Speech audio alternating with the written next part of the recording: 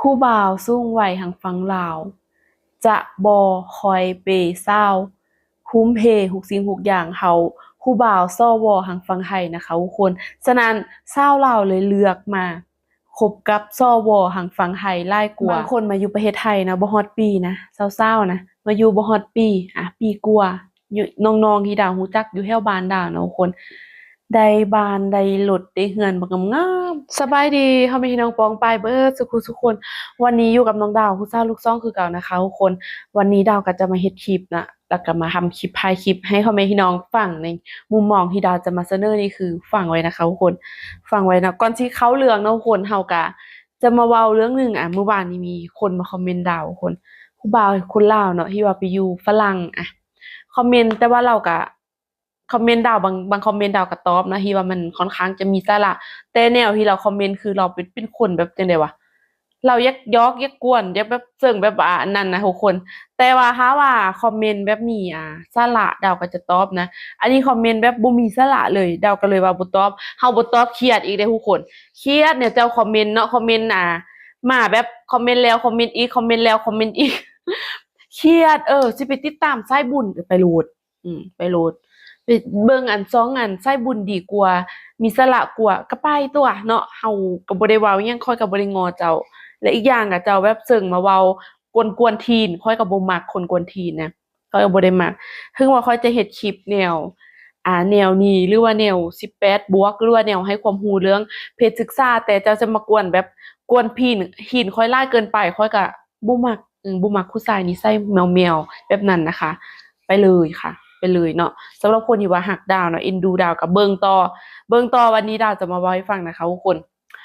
เป็นหยังส่วนหลายนะผู้สาวลาวสมัยนี้คือแบบมักอยากได้ผู้บ่าวไทยหรือว่ามักคบหาผู้บ่าวไทยทุกคนดาวจะเว้าเด้อตามที่ว่าดาวเห็นและดาวจะเว้าเรื่องเมื่อเรามาเว้าแล้วแบบแลกเปลี่ยนความคิดความเห็นได้นะทุกคนดาวจะวิเคราะห์ในมุมมองของดาวนะโดยเฉพาะบ่เฉพาะบ้านของดาวจ้ะทุกคนไปทำงานอยู่ฝั่งไทยน่ะ ทำงานฟังไห้หลายผู้สาวเล็กสาวน้อยก็ไปทุกคนไปแล้วก็หลังจากนั้นเขามีโอกาสได้เจอกับผู้บ่าวไทยน่ะบ่ว่าจะเป็นบ้านเมืองแข้งใดก็ได้คือกันนะทุกคนจังหวัดใดที่ว่าอยู่ฝั่งลาวน่ะต้องไปทำงานบ่เวลาไปทำงานนี่ก็รู้อยู่แล้วนะทุกคนว่าก็ต้องไปเจอผู้บ่าวไปเจอผู้บ่าวลาวแต่การเจอของเขานี่ก็จะมีแบบหลายอย่างทุกคนหลายเหตุผลเนาะคือดาวเว้าให้ฟังนี่คือดาวบ่มีเจตนาหยังดอกแต่เฮาแค่จะมาร่วมกันแล้วเฮาก็จะ เหมือนแบบให้รู้อีกมุมมองหนึ่งทุกคนของของการคบหาผู้บ่าวเรือน้อยทางฝั่งไทยน่ะกับผู้สาวที่ว่าอายุน้อยอายุอ่อนๆเริ่มแหลกๆเนาะคน17 18อ้อๆแอะๆอ้อๆแอะๆแล้วก็ตามที่ว่าเห็นหลายๆสองอารมณ์น่ะก็เป็นผู้สาวเล็กๆน้อยๆแล้วคุณสาวเล็กสาวน้อยสาวเด็กสาวแดงน่ะคิมฮาฮิ้วนี่ก็คิมฮิ้วหาตลอดเนาะทุกคนหาฮิ้ว และดาวสิว่าว่าเป็นหยังเหตุผลเข้าบ่ล่มผู้บ่าวลาวด้วยกันหรือบ่ล่มแบบผู้บ่าวเรือน้อยอยู่ฝั่งลาวดาวจะเว้าให้ฟังนะทุกคนหนึ่งนะคะผู้บ่าวเรือน้อยอยู่ฝั่งลาวถ้าจะเปย์สาวคือเปย์แบบเปย์น้อยนะทุกคนเปย์น้อยอันนี้คือเราเคยเห็นแล้วเราเคยแบบเห็นไทบ้านเราน่ะเปย์ผู้สาวน่ะที่ว่าเป็นพ่อลูกพ่อเมียน่ะเปย์ผู้สาวนี่คืออย่างต่ำก็คือได้เฉพาะที่ว่าไปกินตับกับเขาก็แค่ได้แบบว่า5-6แสนกีบหรือว่าล้านกีบไปนำเขานะเขาจะเปย์แบบแค่นี้แล้วหรือว่าบางคนก็เขาก็ซื้อโทรศัพท์ให้เขาก็ซื้อโทรศัพท์เครื่องละ4-5,000ไทยน่ะแต่ว่าถ้าเป็นคนไทยคนผู้บ่าวคนไทยจื้อดาวไว้นะผู้บ่าวคนไทยถ้า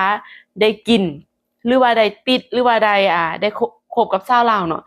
จะมีการเปย์หลายกว่าผู้บ่าวลาวเปย์กันเองนะทุกคนจะมีเปย์อันนี้เว้าผู้ใดมาเฮี้ยงดาวมาเว้าเลยทุกคน อ่านับสถิติเลยว่าคนลาวเปสาวลาวด้วยกันน่ะหนุ่มลาวหรือว่าเบาเฒ่าเบาแก่เปสาวลาวน่ะอย่างสูงสุดนะคะบ่รวยแฮนะบ่ได้หยังดอกคนบ่ได้ถ้าว่ารวยน่ะเป็นคนมีเงินมีคนแบบมีธุรกิจได้หลายอยู่เพราะว่าดาวก็เห็นเนาะเห็นแบบว่าคนร่มคนที่รวยน่ะอยู่ลาวก็ได้เขาก็เปหลายแต่ว่ามันจะมีแบบน้อยสุดเนาะที่ว่าจะเจอแบบนั้นนะคะ น้อยสุดหรือว่าคนที่โชคดีแท้คนที่เข้ามาใกล้แท้นะคะจะคือการที่ว่าเข้าทุ่มเทแต่ผู้บ่าวไทยถ้าได้เจอโอ้สาวลาวที่แบบสวยๆได้หน่อยหนึ่งเนาะอื้อฮือ ข้อเท่าใดๆทุกคนข้อเท่าใดๆข้อ10,000 20,000ใดตามสบายเปเฮ็ดเฮือนเป็นลังให้ก็มีทุกคนอยู่บ้านดาวก็มีนะคะเฮ็ดเฮือนเป็นลังสามีโทรมาอีกแล้วทุกคนเอ้ยแป๊บนึงขออนุญาตวางนี่นะคะอืมวางเนาะ โทรมาดุมาได้น่ะโทรมาได้มาดุหาจังได๋ก็บ่มั่นใจตัวเองออกไปตลาดที่มาอยู่ เนาะทุกคน ตามที่ดาวเว้านะ อันนี้เรื่องจริงทุกคนเรื่องจริงเนาะบางคนนี่เป้แบบทำบ้านให้เป็นร่างอยู่แถวบ้านดาวเนาะเด็กๆน้อยๆที่ว่าไปทำงานอยู่ฝั่งไทยมีเงินเบิดทุกคน มีเงินเบิดทุกคนสมมุติว่าในแง่คิดของน้องดาวเนาะถ้าว่าเด็กน้อยที่บ่มีเฒ่าแก่เป้หรือว่าบ่มีคนเป้ไปหาเงินเดือนละ12,000หรือ15,000นี่มาทำบ้านแบบหลังใหญ่ๆโดยที่ว่าไปแค่ปี2ปีนี่เป็นไปได้ยากนะทุกคนแถมซื้อรถใหญ่ให้พ่อให้แม่นะคะบ่ได้นะคะบ่ได้เพราะว่าดาวก็เฮียนน้าสาวดาวอยู่ไทเนาะเราก็แบบเป็นคนจั่งใดบ่คนเป็นแม่ฮ้างมาอยู่ไทก็บ่ได้มีฮู้บ่ฮู้บ่าวหยังหาเงินโดยธรรมชาติหาอยู่ไทประมาณ10กว่าปีหาก็ได้บ้านหลังหนึ่งหาก็ได้ที่ดิน แต่ผู้สาวน้อยที่ว่ามาฟังไทยมาแป๊บเดียวมาบ่ฮอดปีทุกคนมาบ่ฮอดปี2ปีนี่คือบ้านนี้แบบโอ้โฮบักงามๆไปรีโนเวตบ้านให้พ่อแม่ไปซื้อรถซื้อลาให้พ่อแม่มาจากหยังล่ะทุกคนว่ามาจากหยังถ้าว่าบ่มีผู้เฮาอยู่เบื้องหลังการเปย์ดาวเชื่อมั่นเลยว่าผู้หนุ่มที่จะมาเปย์กันนี่คือยากนะยากนะที่จะมีแบบ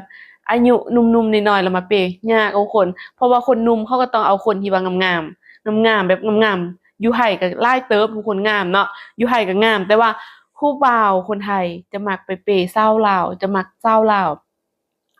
มักสาวลาวบ่เชื่อไปทุกคนที่ว่าเคยไปลาวหรือว่าไปตามไปไสก็ตามแต่นะแต่ละแข้งแต่ละบ้านถ้าเขาออกบ้านแป๊บเดียวผู้สาวนะได้ทุกอย่างมีทุกอย่างแต่เราบ่ได้ว่าเมารวมนะทุกคนว่าทุกคนมันจะเป็นแบบดาวเว้ามันจะเป็นแบบนี้บ่แม่นนะคะทุกคนบางคนเขาก็แบบด้วยหือแห้งของเขาเองหือแห้งของเขาเองอยู่นั่นแบบสิ่งสถิตอยู่ประเทศไทยประมาณ5 ปี10 ปีก็ได้แล้วเนาะบ้านงามๆได้แล้วทุกคนได้เนาะ บ้านหลังงามๆหลังใหญ่ๆอยู่แถวบ้านดาวผู้เจ้าที่ว่าไปทำงานนี่คือโอ้ติดออกติดแอร์ให้พ่อให้แม่เรียบร้อยทุกคนครบสุด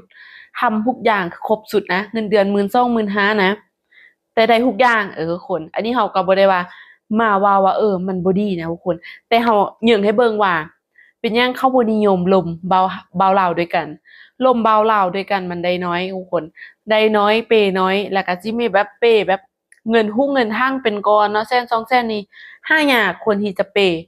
เพราะเพราะหยังทุกคน เพราะว่าผู้บ่าวที่ว่าส่วนหลายนะคะฮู้งอฮู้งูมันบ่ได้มีเงินหลายขนาดนั้นเนาะแต่คนมีเงินถ้ามีสาวน้อยสาวนั้นไปเจอคนมีเงินเขาก็เปย์คือกันนะทุกคนเปย์แต่มันเปอร์เซ็นต์หยังทุกคนเขาเจ้าเอิ้นว่าประชากรคนลาวเนาะมันจะน้อยทุกคนมันบ่ได้หลายเท่าประชากรของคนไทยน่ะที่เห็นผู้สาวน่ะผู้บ่าวเขามีหลายเด้อยู่ไผก็หลายนะผู้ซอวอจังซี่ทุกคน คนที่ว่าเป็นซ้อวอเป็นผู้บ่าวเรือน้อยเนี่ยหลายเนาะแล้วเวลามาเจอสาวลาวนี่ก็ฮึกตาแล้วเนาะสาวใสปิ๊งๆสวยงามงามจังซี่ทุกคนเนาะอันนี้คือว่าเขาเว้าให้กันฟังนะทุกคนให้สิเชื่อดาวก็เชื่อนะบ่เชื่อแล้วก็แล้วนะดาวก็บ่ได้ยุให้ไผมารักนะคะทุกคนมามักมาลงหรือว่ามาแบบประเคนเงินให้สาวลาวคือห้ามมีคนมาห้ามดาวนะทุกคนมาห้ามน้องดาวว่าน้องดาวครับติดต่อสาวลาวให้ผมด้วยคือดาวบอกว่าไปวัดดวงเอานะไปหาเองบางคนสาวลาวนี่ดาวก็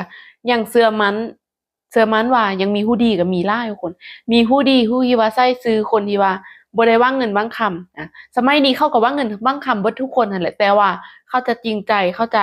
จริงใจใช้ชีวิตคู่กับเราบ่เขาจะหลอกลวงเราบ่เขาจะรักเราแท้บ่อันนี้ก็ต้องได้ไปเบิ่งกันอีกครั้งหนึ่งนะทุกคนต้องไปเบิ่งไปซุมดวงเอานะคะซุมดวงเอาเนาะที่ว่าดาวออกมาว่าทั้งหมดนี้ก็คือว่าเป็นหยังต้องเห็นผู้สาวลาวลมผู้บ่าวไทยผู้บ่าวที่ว่าเป็นเขาก็เขาแก่ก็ญ้อนว่าเขาเปย์แบบเปย์หนักผู้บ่าวลาวถามว่าเปย์ได้บ่เศรษฐกิจด้านเศรษฐกิจด้านการจะซัปพอร์ตผู้สาวนี่คือมีน้อยเขาก็เลยเลือกที่จะ มาอยู่ไห้เนาะส่วนหลายมาทำงานเช้าๆก็จะเจอหนุ่มๆหนุ่มๆบ่ว่าจะเป็นเบาเฮิมเบาน้อยเบาเฮาส่วนหลายก็จะเป็นซวทุกคนที่ว่า50ขึ้นที่ว่าเข้ามาเปย์เนาะคันว่า30กว่านี่คือเปย์กันยากทุกคนยากเนาะอันนี้เว้าให้คิดนะทุกคนเว้าให้คิดแต่ดาวก็ให้คิดตามเนาะดาวก็บ่ได้ว่าจะเป็นแบบดาวเว้าเบิดเป๊ะๆนะบ่นะคะทุกคนแต่เฮาก็คำนึงถึงความเป็นจริงนะคะทุกคนก่อนจะมาเม้นดาวเนาะเฮาเบิ่งความเป็นจริงว่ามันเป็นแบบนี้บ่หรือมันเป็นแบบใดผู้ใดสิมาเฮี้ยงดาวคาใจก็มาเฮี้ยงเลยนะเพราะว่าดาวเห็นนะคนไปทำงานเนาะเป็นผู้สาวผู้แซนี่มาอยู่แป๊บเดียวมาอยู่ไทยแป๊บเดียวมาอยู่แบบปี2ปีมีรถมีบ้านแบบหลังใหญ่ๆให้พ่อให้แม่หาว่ารายเงินเดือน12,000หรือ15,000เนาะยากทุกคนที่จะได้บ้านเป็นหลังที่แบบราคาแบบ6-7แสนที่ปลูกให้แม่แล้วก็รถอยู่ลาวเนาะคันละเกือบล้านหรือว่าเป็นล้านกว่ายากทุกคนอันนี้คือว่าให้คิดตามแต่คนที่ว่าหาด้วยฮือแฮงก็มีทุกคนดีก็มีเฮาบ่ได้ว่ามาเม้าลวงเขาแค่ว่าใจแยกเนาะแล้วก็มีหลายๆคนสงสัยว่าเป็นหยังเขาคือบ่คบผู้บ่าวบ้านเดียวกันเองผู้บ่าวที่ว่าอยู่ฝั่งไทยผู้บ่าวเฮิมผู้บ่าวซอบ่อยู่หังลาวก็ย้อนว่าซอบ่หังลาวบ่ค่อยจะมีเงินมาเปย์ผู้สาวคือซอบ่หังประเทศไทยเนาะขอทุกคนอันนี้คือเรื่องจริงนะเรื่องจริงผู้ใดสิมาต่อต้านหรือผู้ใดสิมาคอมเมนต์ว่าเอื้อยเว้าบ่ฮึกเนาะน้องดาวนี่เว้าบ่ฮึกเนาะและมีผู้บ่าวที่ว่าผู้ใดบ่เข้าใจดาวเนาะที่ว่าเป็นผู้บ่าวอยู่ฝรั่งก็เว้าแบบประชดเฮาอีกเด้เนาะเขาบ่ตามเจ้าแหละเจ้าแบบขี้คุยยังขี้ลายก็แบบกดสติกเกอร์ดาวกดหัวใจให้แล้วนะทุกคนดาวแค่บ่เมนเพราะว่ามันดูแบบกวนๆดูแบบไร้สาระแล้วก็แบบคอมเมนต์ก็คอมเมนต์มาเรื่อยๆเรื่อยๆเกินจนว่ามันแบบพูดกวนๆเฮานะเฮาก็เลยว่าคนอันนี้คือปกติบ่เนาะไปอยู่ที่ว่าเมืองปกติแต่ว่าเมืองที่ว่าเจริญแต่บางทีสมองนิดหน่อยก็อาจจะบ่เจริญก็มีนะอันนี้เว้าเรื่องจริงบ่คือเฉพาะคอมเมนต์เมื่อวานเนี่ยอ้ายบ่าวที่ว่าอยู่ฝรั่งเศสนะคะทุกคนวันนี้ก็ส้มมาหาควรเจอกันคลิปหน้าทุกคนมีความคิดเห็นแบบใดก็คอมเมนต์บล็อกดาวน์นะเพราะว่าคลิปนี้ค่ะบ่ได้มีเจตนาแบบกล่าวหยังเลยแค่ว่าใจแยกให้ฟังว่าเป็นหยังคนลาวผู้สาวลาวเนาะคือบ่ล่มผู้บ่าวอยู่ฝั่งลาวนำกันคือบ่ล่มผู้บ่าวซอบ่อยู่ฝั่งลาวนะคะตามคำตอบทุกคนซอบ่อยู่ลาวบ่ค่อยจะเปย์คือซอบ่อยู่ไทยนะคะเจอกันคลิปหน้าทุกคนสบายดีบ๊ายบายค่ะ